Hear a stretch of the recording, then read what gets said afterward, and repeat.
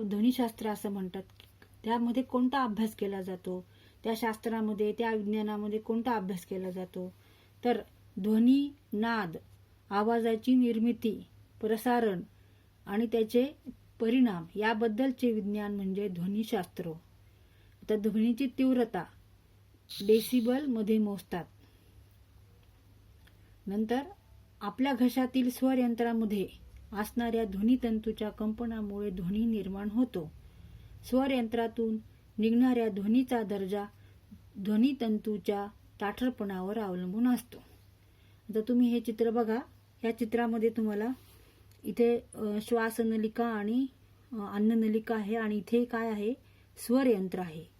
तर हे स्वर यंत्र इथं आहे. तर ह्या स्वर यंत्रामध्ये इथे जे आहेत ते ध्वनितंतू आहेत.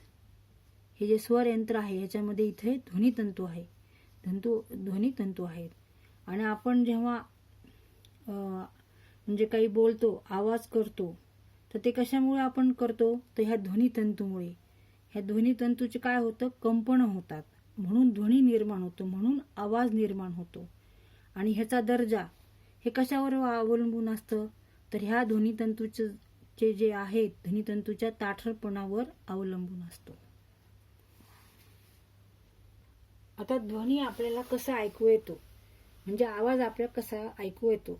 आता आपल्याला माहिती कानाचं काय काम आहे, कानामुळे आपल्याला ऐकू येतो, म्हणजे ध्वनी हा आपल्याला कानाने ऐकू येतो.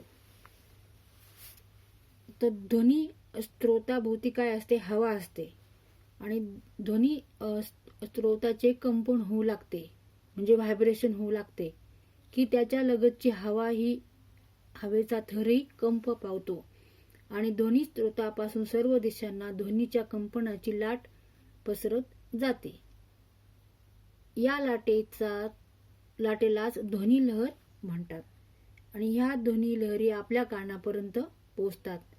कानातील पोकळीत नाजूक पडदा असतो, तो कंपन पावतो आणि या कंपनामुळे निर्माण होणारी संवेदना कानातील चेतातंतूद्वारे आपल्या मेंदूपर्यंत पोहोचते आणि आपल्याला ध्वनी ऐकू येतो. तर ध्वनी ऐकू येण्यासाठी आपले कान चांगले पाहिजेत आणि कानामध्ये जो आपला पडदा असतो तो कसा असतो, तो नाजूक पडदा असतो. तर त्याची जेव्हा कंपन होतात तेव्हा ती कंपनामुळे काय होतं की आपल्याला एक संवेदना निर्माण होते आणि ती आपल्या मेंदूपर्यंत कोण पोहोचवतं, तर चेतातंतू. ह्याच्याद्वारे आपल्या मेंदूपर्यंत ती संवेदना पोहोचवली जाते आणि आपल्याला आवाज ऐकू यायला लागतो. आणि आवाज कसा तयार होतो, तर आपण बघितले जे ध्वनी स्त्रोत आहेत त्यांच्या भोवती काय असते, हवा असते. हवा नसेल तर आपल्याला आवाज येणारच नाही. पण तिथे जी हवा असते ध्वनी स्त्रोताभोवती, आता समजा आपण उदाहरणार्थ तबला घेतला, तबल्याच्या भोवती हवा आहे, हवेमुळेच तिथे काय होणार आहेत, कंपन तयार होणार आहेत. हवा नसेल तर कंपन तयार होत नाही. मग ध्वनी स्त्रोताभोवती हवा असते आणि ध्वनी स्तोत्राचे कंपन होऊ लागते.